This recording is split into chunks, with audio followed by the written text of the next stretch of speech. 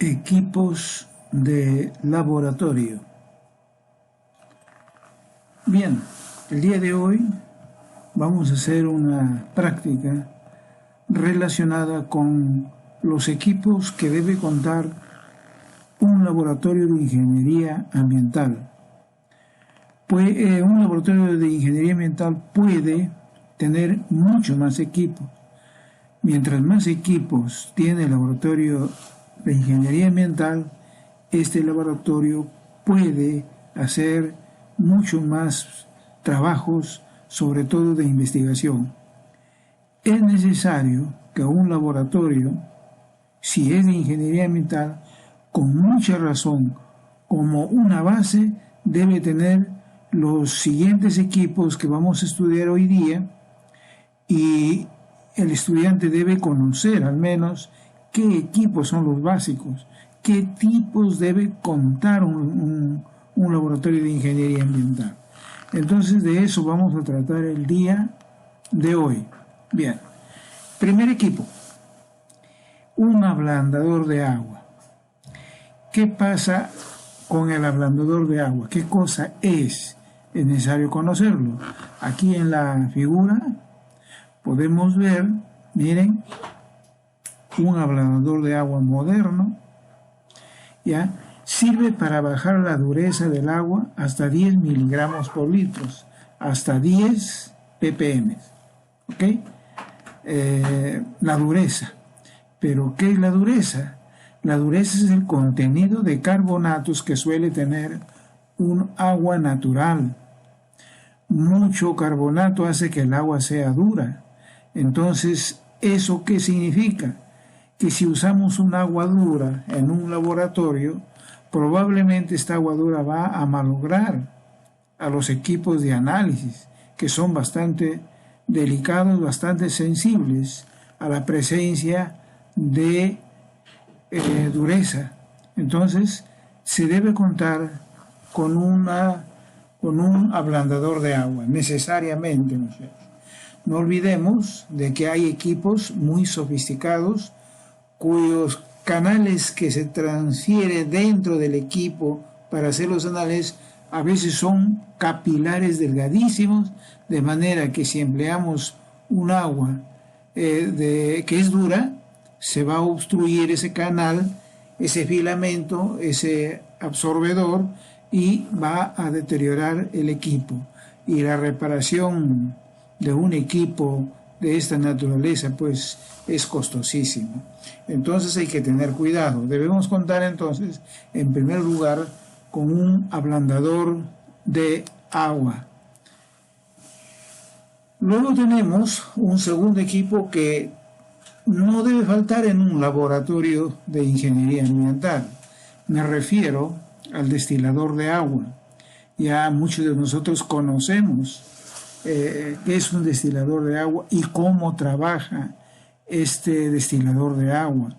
La verdad que si no tenemos este destilador de agua, no podemos lavar los frascos, estarían contaminados y sobre todo obstruye esta agua contaminada, los equipos también deteriorándolo. Entonces debemos tener obligatoriamente un destilador de agua. Este destilador moderno produce agua con conductividad menor de 1 microsiemens por centímetro. Entonces, miren, tiene una mínima, casi insignificante turbidez o turbiedad el agua. Un agua más turbia no sirve, señores, para trabajar en el laboratorio. Entonces, necesariamente debemos contar con un destilador de agua. Bien, vamos continuando para ir conociendo los equipos que requiere el laboratorio de ingeniería ambiental. Este es otro equipo moderno, muchachos. Por ejemplo, el equipo de absorción atómica requiere agua ultrapura.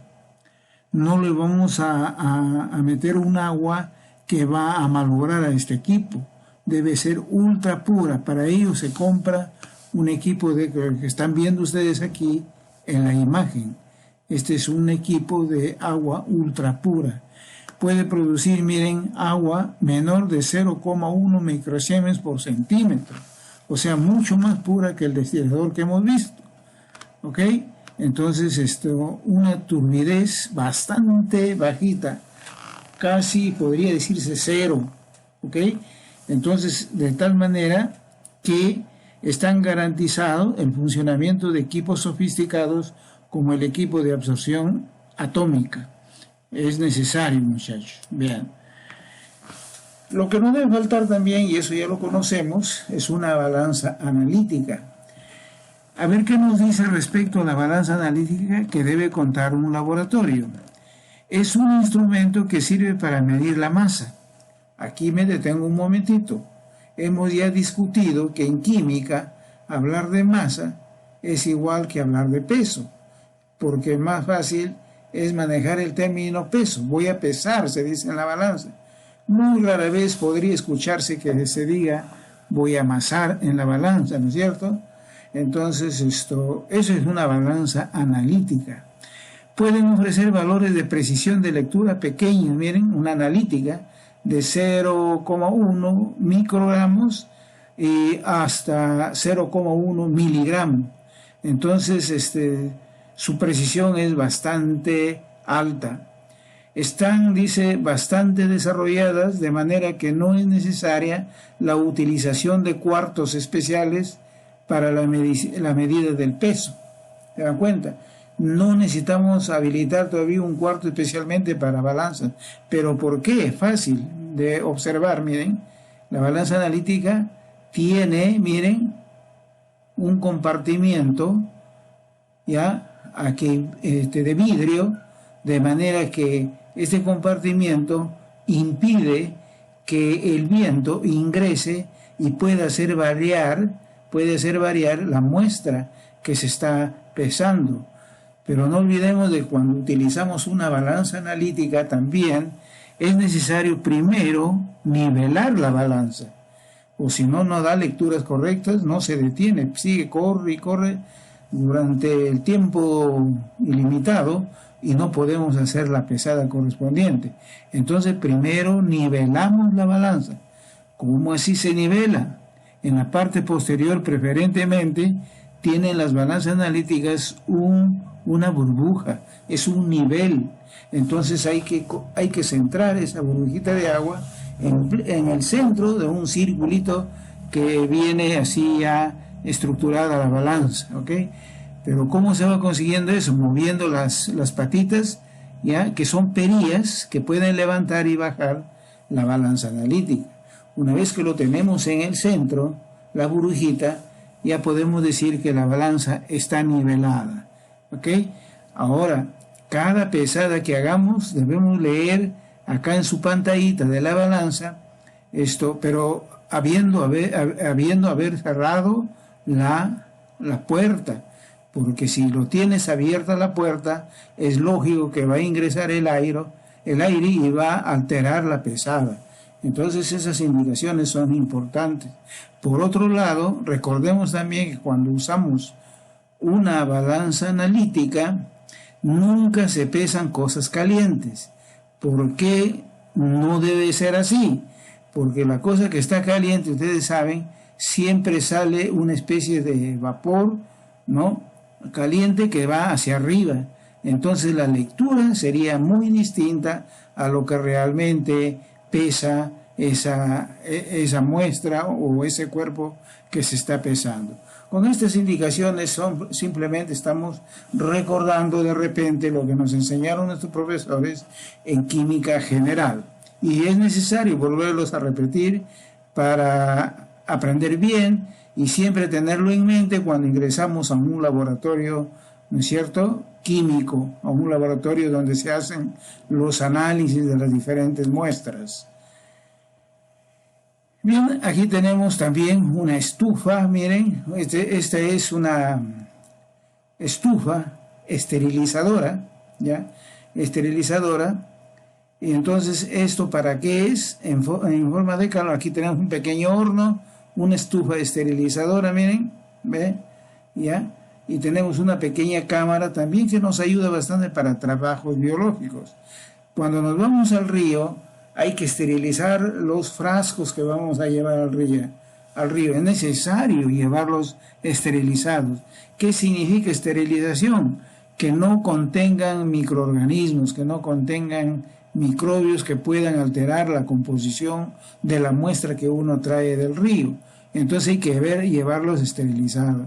El hornito también es necesario, a veces necesitamos algunas calcinaciones, ¿no? O algunos calentamientos para poder trabajar en el laboratorio, muchachos, ¿ok? Entonces, así vamos conociendo nosotros los equipos. Ahí está, la incubadora también es esto, es una incubadora. ¿En qué consiste? ¿Para qué es? Aquí, cuando traemos la muestra de agua, por ejemplo, de un recurso natural, de un recurso hídrico, incubamos los microorganismos que contienen esa agua, y aquí lo tenemos durante unos días, a fin de que proliferen y podamos medir lo que concierne al análisis microbiológico, muchachos. Esto debe también tener un laboratorio de ingeniería ambiental, porque hace análisis justamente de bacterias y otro tipo de microorganismos que contiene no solo el agua, sino también el suelo. Una mesa de trabajo. Miren qué lindo es esta mesa de trabajo. Miren, es una mesa, como su nombre lo dice, en donde tiene un equipamiento de materiales de vidrio. Aquí estamos viendo frascos, ¿no?, donde se conservan las soluciones, eso ya lo conocemos. Es necesario contar con este tipo de mesa, ¿no?, una mesa donde vamos a trabajar. Los equipos, los portátiles, los podemos traer aquí en la mesa y hacer los análisis. Por ejemplo, el pHímetro lo traemos acá y trabajamos en la mesa de trabajo. Y si queremos hacer una volumetría clásica que también conocemos, aquí tenemos, miren, un juego de buretas clásicas, ¿ya? Clásicas, o sea, anteriores, y también podemos hacer trabajos de volumetría clásica. Entonces, así debe ser una mesa de trabajo. Entonces estamos muy distantes, si ustedes comparan con lo que tenemos, está muy distante lo que estamos presentando frente a nuestra realidad. Algún día tal vez podamos tener todas estas cositas para poder trabajar más cómodamente. Seguimos. Aquí tenemos nuevamente otra mesa de trabajo, véanlo cómo está equipada. Ya podemos visualizar acá en la parte inferior, miren, estos son buretas, pero muy distintas a estas buretas que están viendo acá. Estas son clásicas, ya lo hemos dicho hace un momento. Estas son buretas automáticas, digitales, ¿ya? Algunas veces esto se le conecta mediante una interfaz adecuada a una computadora, y todos los análisis que se realizan, todas las titulaciones que se realizan con este tipo de bureta, lo va grabando en un software adecuado, en un software especial, va grabando y luego lo grafica, y podemos tener ya el tratamiento de datos correspondiente, ¿ok? Muchas veces se utiliza el Excel. Entonces, miren, esta es una linda mesa de trabajo que también soñamos tener, ¿no? Aquí tenemos los frascos arriba, en donde tienen las soluciones. También acá hay reactivos, como una especie de almacén pequeño para realizar análisis específicos, ¿ya? Los más comunes. Entonces tenemos nuestros reactivos acá. Es fácil de aquí conducirlo a una balanza analítica y podemos hacer nuestro trabajo con mayor comodidad, ¿no es cierto? Eso debe tener un laboratorio moderno. El pHímetro, aquí tenemos la fotografía de un pHímetro para medir el pH de las muestras del agua del río. Lo llevamos y podemos medir el pH, miren. Es un equipo que mide la acidez, ¿ya? Es portátil, mide la acidez, cómo está la acidez del agua, ¿no es cierto? También trayendo la muestra de de una agricultura, por ejemplo, de una siembra, el suelo, podemos traerlo, también lo disolvemos y luego medimos su pH y vemos cómo está la situación de acidez de ese suelo. Entonces es importante tener un pHímetro, ¿no es cierto? Bueno, ojalá algún día tengamos todas estas cositas. Tenemos la medición de pH, miren, aquí tenemos dos pHímetros muy distintos al anterior. El anterior que hemos visto es portátil, o sea, transportable, que lo podemos llevar y hacer análisis del pH in situ. En cambio, estos pHímetros que están viendo acá ya son pHímetros de mesa, ¿ya? Entonces nosotros tenemos que traer la muestra del río, ¿no? Y ya lo hacemos en el laboratorio. De repente estos equipos, por ser más grandes, más sofisticados que el pHímetro pequeño, son de mayor seguridad en los resultados. Miren, aquí estamos viendo, miren, tiene 3 cifras decimales, significa que tienen mayor precisión y es bastante recomendable que se tenga en un laboratorio este tipo de pHímetros. Bien, aquí se está midiendo el pH y la muestra está acá en el vasito, la muestra de agua, acá de igual manera, o puede ser una solución, ¿no? Entonces, miren, jóvenes, estamos aprendiendo a reconocer estos equipos. Medición de color. Es necesario a veces conocer el color del agua. ¿Por qué? Porque a veces el color es una cosa determinante de la calidad del agua, ¿no? Un agua bastante coloreada significa que tiene algún componente químico que le está dando color. Entonces nosotros debemos saber el color, pero a veces no nos confiamos tanto de la vista, porque con la vista es suficiente para mirar el color. Entonces cuando hay una cosa que no es certera, es necesario medir el color empleando estos tubitos. Aquí hay una serie de tubitos, son tubos Nessler, así se llaman, ya que también debe contar un laboratorio. Sirve para medir color con patrones de hexacloroplatinato de cobalto, ¿ya? Entonces, ¿qué pasa? ¿Cómo trabajamos? Aquí en estos tubitos preparamos soluciones de hexacloroplatinato de cobalto con diferentes concentraciones, entonces darán una coloración distinta en cada concentración de tubito. ¿Ya? Traemos la muestra en un vasito bien limpio y comparamos con cuál de ellos, ¿ya? Y cada tubito tiene una numeración de color.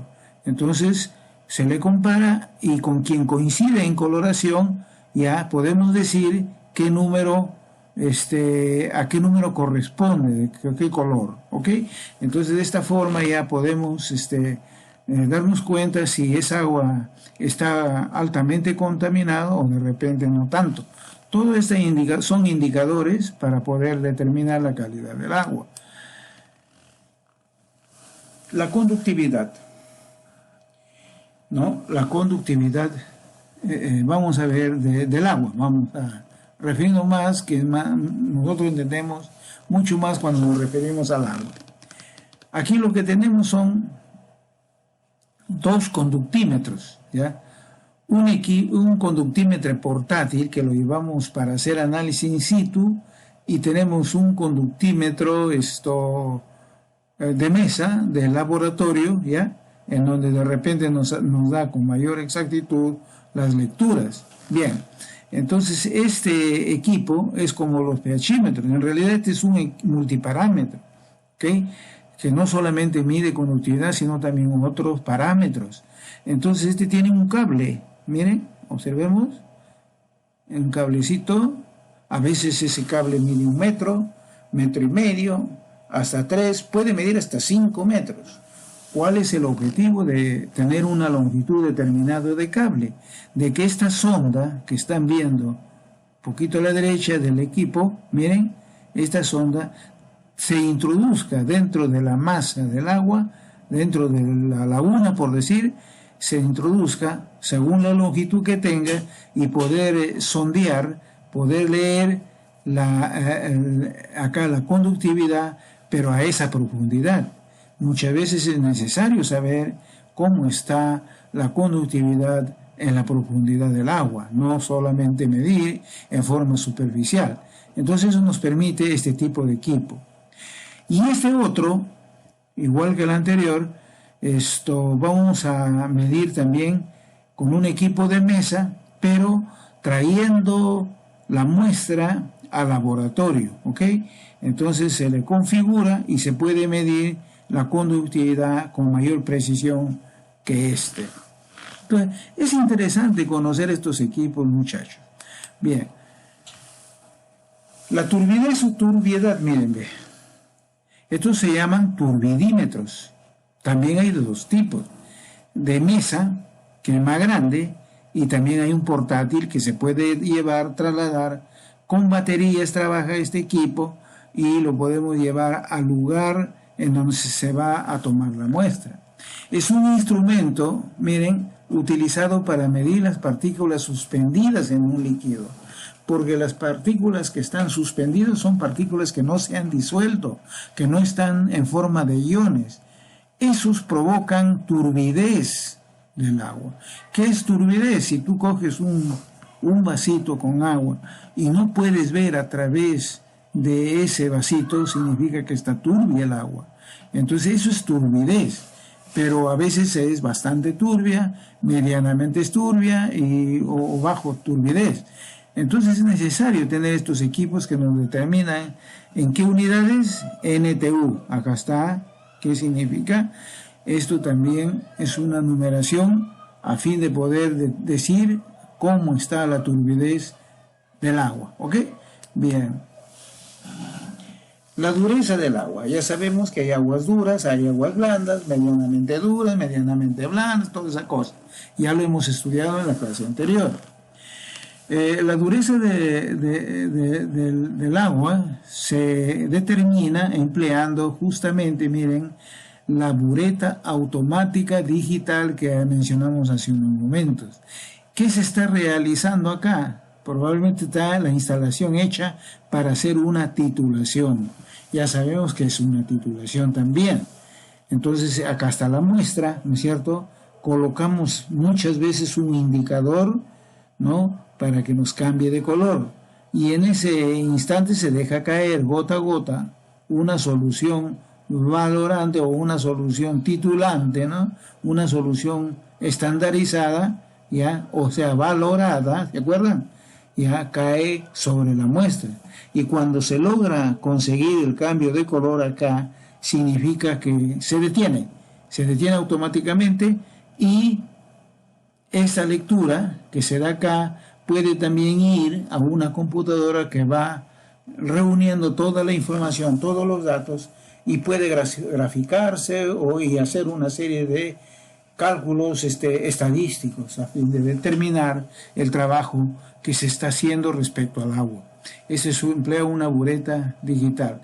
La dureza total está relacionada con el contenido de carbonato de calcio, ¿no es cierto? Y también contenido de hierro, contenidos también de otros metales. Eso se llama dureza total. ¿Qué pasa cuando el agua, por ejemplo, es muy dura, cuando el resultado da muy alto a la hora de hacer los análisis? Significa que el agua es dura. Y el agua dura no sirve para lavar la ropa porque no hace espuma el detergente o el jabón que se emplea. Entonces es necesario determinar la dureza del agua, muchachos, ¿ya? Entonces para ello empleamos esto. La dureza cálcica, miren, dice dureza cálcica acá nomás, o sea, viene de calcio. Ve, también es mediante una bureta digital, se hace el trabajo, ya las unidades ppm de carbonato de calcio. Esto es igual a miligramos de carbonato de calcio por litro. Bueno, ya lo hemos dicho todo, así que nada más estamos viendo la figura, que esto también debe tener obligatoriamente un laboratorio de ingeniería ambiental. ¿Okay? Es necesario contar con buretas para hacer estos trabajos de las durezas. La alcalinidad. Bueno, vamos a recordar un poquito cuando se habla de alcalinidad. Habíamos dicho de que hay aguas altamente alcalinas, medianamente alcalinas y hay aguas ácidas, ¿no es cierto? Entonces, cuando son muy alcalinas, hay que ver cuánto es la alcalinidad de esa agua. También se emplea, miren, una bureta digital, ¿ve? Automática, también se emplea. Miren, la alcalinidad, ¿qué cosa es? ¿Qué cosa es la alcalinidad? Es la capacidad para neutralizar ácidos, ¿ok?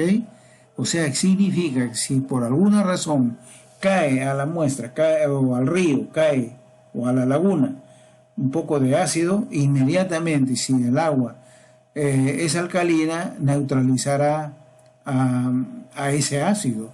Entonces, alcalinidad es la capacidad que tiene esa agua para neutralizar ese ácido que cae. Y al neutralizarlo prácticamente ya no le afecta la acidez de esa agua.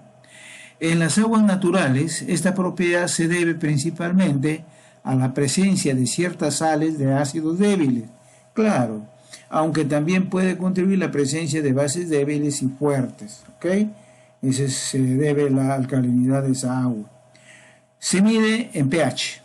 Si quiere medir la alcalinidad, en pH también, aparte de determinarlo en el laboratorio mediante una titulación como están viendo acá. Entonces hay que reforzar, cuando hablamos de alcalinidad, tanto el pH como también el resultado que se obtiene en el laboratorio, ¿ok? Y comparar y luego discutir esa alcalinidad de esa muestra de agua, ¿ok? Bien, entonces estamos avanzando. Cloruros. Ya sabemos que son ion cloruro, por acá lo he representado, acá está el ion cloruro, claro, este signo menos un poquito más arriba, muy bien, pero acá está bien dado esto, referido a los cloruros. Miren, también el análisis se hace mediante una bureta digital automática, acá está, una bureta digital automática, ¿ok? Ya está. Que mide contenido de cloro residual en agua de consumo humano. Este es un ejemplo. Una ciudad donde la gente para preparar sus alimentos tiene que coger agua del caño, ¿no? Del grifito de su casa, tiene que tener algo de conocimiento si su agua contiene cloro o no. Si lo han echado cloro la persona encargada de la municipalidad o del gobierno regional, que debe siempre echar cloro para matar microorganismos, porque es el mejor bactericida y el más económico, entonces la persona debe estar con certeza de que si están echando a su agua cloro o no, porque si no echan cloro, significa que están expuestos, ¿no? Toda la familia están expuestos ¿a qué? A enfermedades gastrointestinales por el efecto de la presencia de estos microorganismos que son dañinos muchas veces para la salud, sobre todo para los niños y para los adultos. Entonces, se tiene que medir y es necesario que estas buretas automáticas y digitales también se cuente en un laboratorio de ingeniería ambiental. ¿Para qué? Para estar monitoreando, para estar controlando, ¿no es cierto?, el contenido de cloro residual en una pequeña ciudad, en una comunidad, y por qué no decirlo también en una ciudad grande como es Lima, como es Huancayo, como es Trujillo, como es Cerro de Pasco. Debe considerarse la presencia de estas buretas digitales para poder realizar ese trabajo. ¿En qué unidades se mide cloruros? En ppm de ion cloruro, ppm, o miligramos por litro también, que tiene el mismo significado, muchachos. Bien, estamos entendiendo poco a poco. Y así seguiremos con el curso. No es un curso difícil, muchachos, pero es necesario de que ustedes conozcan estas cosas para que luego cuando visiten un laboratorio pues no se sorprendan de nada, porque ya ustedes tienen la noción, tienen los conocimientos de para qué sirve tal o cual equipo, ¿ok? Entonces es necesario este tipo de clases. Bien. Los sulfatos, miren, se emplea para medir los sulfatos el turbidímetro, ¿ya? Unidades ppm del ion sulfato. Este -2 va un poquito más arriba y este 4 es como su índice, que el software no ha podido colocarlo bonito. Bien, pero ya sabemos cómo es el ion sulfato. Bien, los sulfatos, muchachos, provienen de la disolución de las rocas, ¿no? Cuando el agua tiene que recorrer un gran trecho en los riachuelos, en los ríos, bastante distantes, y estas rocas se van disolviendo poco a poco. Entonces el contenido de estas rocas, sulfatos, se van al agua, se disuelven en el agua. Al final puede ser tantos sulfatos que ya perjudican la salud de las personas. Mucho sulfato, un exceso de sulfato ya es perjudicial. Sin embargo, las aguas naturales contienen sulfatos. De igual manera, muchas veces viene también de la agricultura algunos sulfatos, aunque poco, mayormente viene de la disolución de rocas, ¿no? O de descargas que realiza alguna empresa minera metalúrgica también. Allí sí viene bastantes sulfatos. Y entonces se emplea un turbidímetro, que ya lo hemos conversado, ¿ok? Se puede determinar en unidades ppm del ion sulfato. Los nitratos es otro. Esto sí viene mayormente de la agricultura. Se emplea un espectrofotómetro UV visible, UV, ultravioleta significa UV. Entonces miren este espectrofotómetro, ya que estamos viendo acá, aquí se analiza los iones nitratos. Entonces estos iones nitratos provienen de la escorrentía que produce la agricultura. Cuando nosotros nos vamos por ejemplo, a la quinoa, vemos algunos agricultores que al costado del río tienen sus chacritas, pues nos vamos por el río Guayaga, por decir, ¿no? Vemos cómo tienen sus chacritas, y esas chacritas, cuando llueve, el fertilizante nitratos se va hacia el río. Entonces hay una contaminación antropogénica, ¿no es cierto? Y tenemos que determinar qué significa ello, que un laboratorio debe contar con un espectrofotómetro UV visible. Debe tener un espectrofotómetro, muchachos. Bueno, de esa manera el laboratorio está equipado y tendrá la capacidad de determinar este tipo de componentes químicos que son, en el fondo, son contaminantes del medio ambiente. Bien, los nitratos también provienen de los iones nitrito, pero ¿dónde se producen los iones nitritos? A veces cuando la gente echa materia orgánica al agua, eso se va a la profundidad. Entonces ahí en la profundidad no hay oxígeno o hay poquísimo oxígeno. Entonces en un medio reductor se produce el ion nitrito, ¿ya? Entonces este ion nitrito, al salir un poco más de la superficie, se oxida y se convierte de nitrito a nitrato. Por eso es cuando llevamos las muestras al laboratorio encontramos nitratos. También se debe entonces a eso, a la materia orgánica, muchachos. Entonces es necesario contar con este equipo. Bien. Espectrofotómetro de absorción atómica, miren, ve. Aquí tenemos un espectrofotómetro de absorción atómica. Este es un equipo moderno, ¿no? ¿Para qué sirve? Para hacer análisis de metales pesados. O sea, hay metales, por ejemplo, como el cobre, el plomo, el zinc, etcétera, de que necesitamos saber cuál es su contenido en un agua. Entonces eso quiere decir de que debemos hacer el análisis empleando un espectrofotómetro de absorción atómica, porque nos garantiza los resultados que queremos. ¿Ya?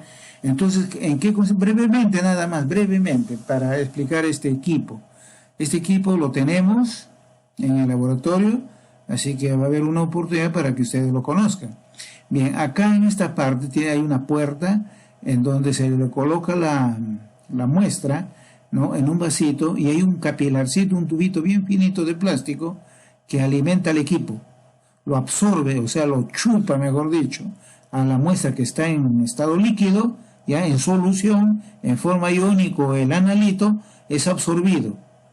Pasa allá, este equipo está alimentado también por dos tipos de gases, ¿no?, que están ardiendo acá, una llama adentro, una llama, y una luz que acá está colocado un foco, vamos a llamarle, que emite luz, atraviesa, miren, a la llama en donde está el analito en la llama, ¿ya?, y hace una lectura, ¿ya?, y en la pantalla correspondiente vemos cuánto ha sido absorbido de energía, en forma, lógicamente, así fácil, en forma breve de explicarlo para que tengan una idea. Entonces, si absorbe bastante energía, tendrá bastante analito, pero si absorbe poca energía, poca luz, en otras palabras, tendrá poco analito. Entonces ya podemos determinarlo, bien en porcentaje, bien en ppm o bien en ppb. Ya se dan cuenta, el equipo está equipado muchas veces directo conectado a una computadora, de manera que en la computadora hasta graficarse puede hacerse respecto a todos los análisis de todas las muestras que se analizan. Como les repito, estos equipos son tan modernos que nos permite hacer análisis, ¿no?, más o menos 200, 400, 600, 800 muestras en medio día o a veces en un día, lo que diferencia de los equipos antiguos, ¿no?, de la bureta que usábamos, ¿se acuerdan? En ese entonces a veces medio día nos pasábamos haciendo un solo análisis. En cambio, estos equipos, por ser modernos, por trabajar de otra manera muy distinta, empleando la óptica, empleando varias cosas que corresponden a física, ya logramos ahorrar tiempo y podemos hacer muchas muestras en forma competitiva, muchachos. Sirve para hacer entonces análisis de metales pesados en ppm de cobre, ppm de zinc, ppm de plomo, etcétera, etcétera, etcétera. ¿Ya? Eso se determina así. Tenemos ahora la espectrofotometría de absorción atómica, pero técnica la llama. Es lo que les dije hace unos momentos. Acá está la llama, miren, azulita, prendiendo con los gases que vienen del exterior, con mangueras. Viene conectado el equipo y aquí está la llama. Entonces la luz atraviesa la llama, miren, atraviesa la llama, y esto es obtenido luego, los resultados, en una pantallita que aquí no se observa, pero tiene una pantalla en donde se observa cuánto de energía ha sido consumida, absorbida, y de tal manera de que según eso ya podemos determinar nosotros en por ciento, en ppm o en ppb, la presencia de tal o cual elemento pesado, metal pesado, ¿ok? Sirve para el análisis de hierro, manganeso, sodio, potasio, zinc, cobre, aluminio, etcétera, etcétera, muchachos, ¿ya? Para eso sirve técnica la llama. Llama porque hay una llamarada ahí, ¿ya?, de gases que vienen del exterior. Ya voy a repetir eso. Horno de grafito. Esta es otra técnica, pero absorción atómica también. Es el mismo equipo, pero se adiciona un equipo, se conecta a otro equipo que se llama horno de grafito. Entonces el horno de grafito es un tubito que se calienta eléctricamente. Aquí no hay llama, por si acaso, muchachos. Se diferencia del anterior en que aquí no hay llama. En forma eléctrica, ya tiene un lado positivo y un lado negativo que se conecta a la corriente eléctrica, ya está por el equipo mismo, y se pone al rojo vivo el tubito, ¿ya? Tiene un huequito el tubito para alimentar la muestra, una gotita de muestra nada más, en forma líquida, y de acuerdo a ello atraviesa también la luz y podemos nosotros determinar el contenido de ¿qué? De plomo, cadmio, cromo y aluminio, fíjense. ¿Por qué se emplea horno de grafito? Más bien es la pregunta. Sencillamente porque estos elementos son bastante de cuidado, se tienden a vaporizar fácilmente, ¿ya? Y entonces eso puede contaminar al operador y puede también contaminar todo el laboratorio con vapor de plomo, por ejemplo. Y persona que entra ahí, ya pues fíjense cómo es que el plomo podría pasar al torrente sanguíneo de las personas, de igual manera el cadmio, el cromo, el mismo aluminio también, y hay otros elementos, ¿no es cierto?, que realmente hay que tener bastante cuidado. Por eso se emplea esta técnica de horno de grafito y no a la llama, ¿ya? Entonces, que se entienda bien. Ya. Bueno, esto ya lo hemos tratado. Ya aquí estamos repitiendo, simplemente se ha variado la figura, ¿no? La fotografía, pero en realidad es lo mismo de lo que hemos hablado. Acá está el horno de grafito, está un poquito detallado el horno de grafito. Este es esto de acá, fíjense, esto que atraviesa, está como barras que están, ese es el horno de grafito. Esto se pone rojo, aquí está conectado a una corriente y luego también tienes la otra corriente que va al otro lado y se pone al rojo, resplandece esto y por acá se alimenta la muestra, ¿ya? Un huequito pasa acá adentro del tubo de grafito, el horno de grafito, y ya pues ahí se produce la combustión de la muestra y se puede hacer el análisis correspondiente. Generador de hidruros. Este es otro equipo que también se adiciona al equipo de absorción atómica.